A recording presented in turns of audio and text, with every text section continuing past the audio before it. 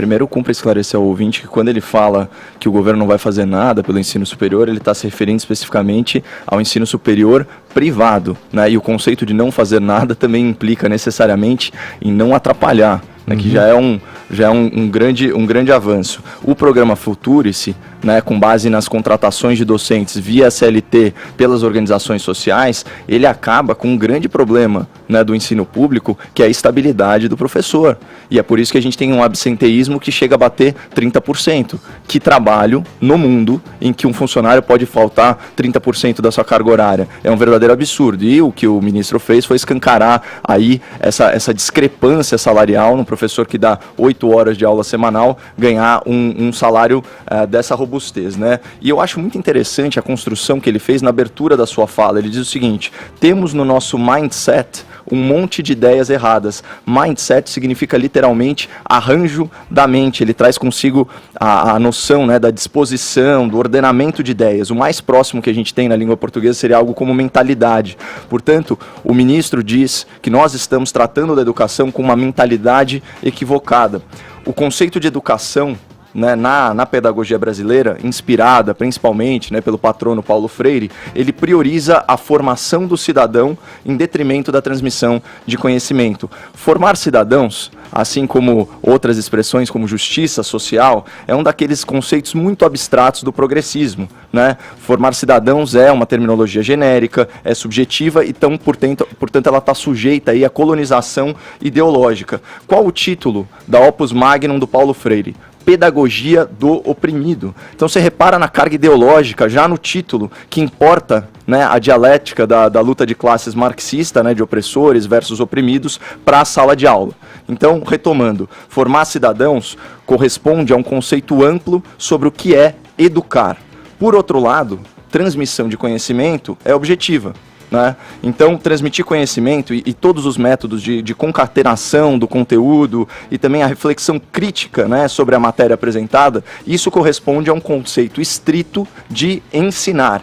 Então, aqui para mim está a grande não notícia, né, que justificou todas as manchetes em relação às falas do ministro, que é o seguinte: o que ele disse, abre aspas, quem educa é a família. A gente ensina a ler, ensina um ofício e por aí vai. Será que o ministro simplesmente não expressou o senso comum da população, que por sinal é avesso à doutrinação? Avessa, né, a doutrinação, a formação de caráter, a moralidade, primordialmente vem de berço, vem de família. A transmissão do conhecimento na sociedade contemporânea se tornou uma prestação de serviço, seja ele um serviço público ou um serviço privado, para quem pode. E primordialmente ela é conduzida por especialistas, os professores, os pedagogos e por aí vai. De forma subsidiária, portanto de forma acessória, os pais podem ensinar, né? Seja em atividades de reforço, né, acompanhando as atividades dos filhos na escola, ou mesmo no homeschooling, né? Isso é uma possibilidade. E de forma subsidiária, de forma acessória, a escola pode educar sim,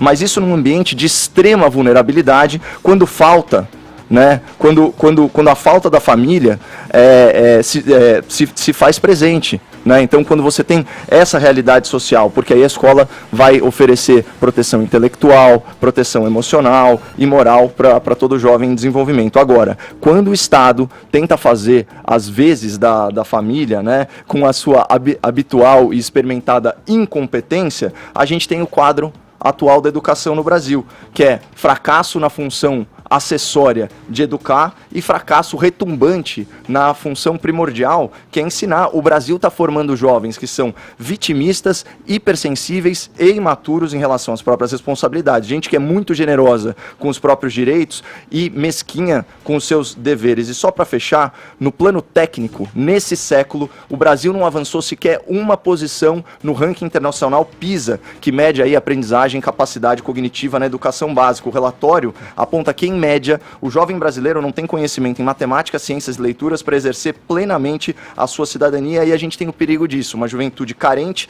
e analfabeta funcional, mas que se acha empoderada.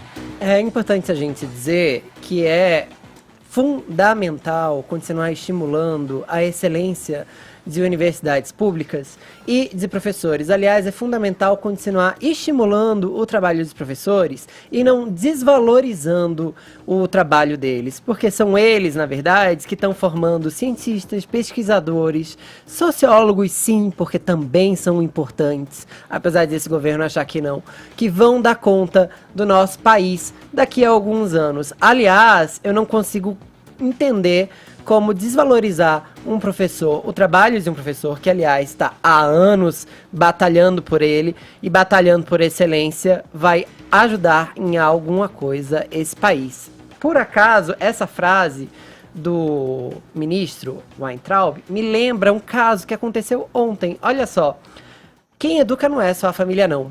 Quem educa é o colégio. E quem pode se dizer isso é uma menina de 12 anos que vivia lá numa cidade chamada Careiro Castanho, no interior do Amazonas. Vou te dizer o que aconteceu com ela, por exemplo. Um pastor de 37 anos, que era pai dela, abusava, estuprava ela por repetidas vezes. Ela tinha 12 anos. Você sabe como ela conseguiu se livrar disso? Porque a própria família não tinha como defendê-la? A partir de aulas de educação sexual no colégio. Graças às aulas de educação sexual no colégio, ela, sozinha, procurou a polícia para se livrar do pai estuprador. Então, o colégio educa sim. A educação salva vidas. E é importante estimular o trabalho dos professores. O Fefito, só para a gente fechar, tem um tempinho ainda aí, queria acrescentar o que o Caio falou e o que você trouxe também.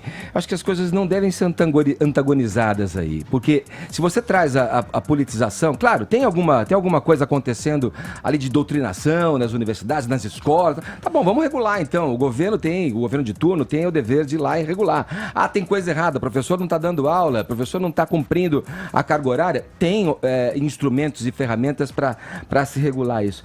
O que eu acho que a gente não pode abrir mão é de uma escola que crie um cidadão que pensa com a própria cabeça, com condições e subsídios para decidir sobre sua vida e com um olhar crítico para a sociedade que vive. Eu acho que é a partir daí que a gente pode melhorar. As coisas não são excludentes. Poderíamos agora, com o governo, implantando essa nova maneira de enxergar como as universidades federais devem se comportar e como deve acontecer a gestão das universidades a partir da ideia desse governo, sem excluir o que de bom tem lá dentro também. Porque aí senão vira aquela briga eterna, ideológica, baseada Sim. em ideologia. Vamos tirar uma, colocar outra. E é reducionista dizer que professores trabalham um pouco na universidade, até porque o trabalho de um professor universitário, ele é dividido em 3 pilares, gente. Vai lá, rápido, Fefito, que eu preciso pesquisa fechar. E extensão. Então não é porque ele não está na sala de aula, na frente de uma lousa, que ele não está trabalhando. E ao invés de combater os salários, ao invés de combater os salários deles, lutar para melhorar o salário dos professores das escolas públicas do Brasil, que não vejo ninguém indignado com o auxílio moradia de juiz, por exemplo. Condição de trabalho, ferramenta, quer dizer, uma coisa acho que todo mundo concorda, há muito que se melhorar na educação.